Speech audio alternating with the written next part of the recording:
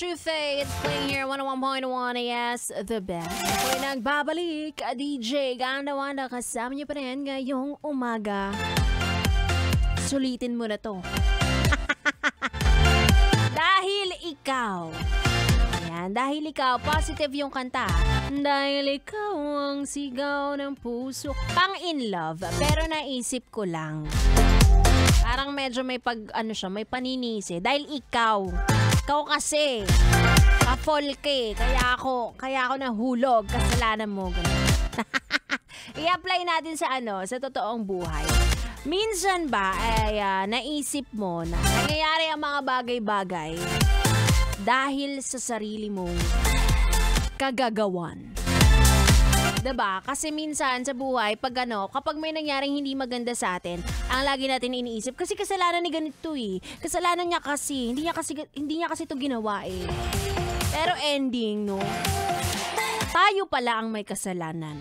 So dapat ngayong 2024, meron na tayong tinatawag na self-awareness. Wow! Ano ba example?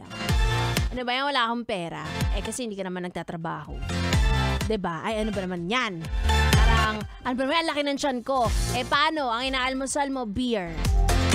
Diba? Tapos mo pa yung mga kasama mo na sila kasi binubudol nila ako, niyayaya nila ako, bad influence kasi sila eh.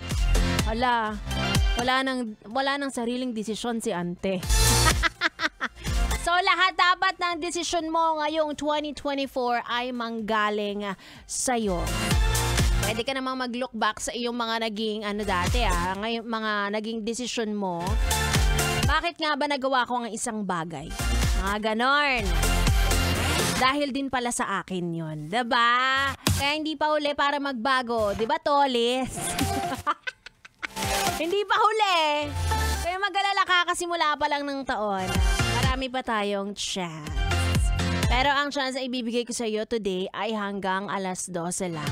Kaya naman sa mama ko, tuloy-tuloy ang ating tugtugan. Dito lang sa 101.1. Yes, the best. Tignan natin to kasi baka maging nobela na. Ala, segue siya.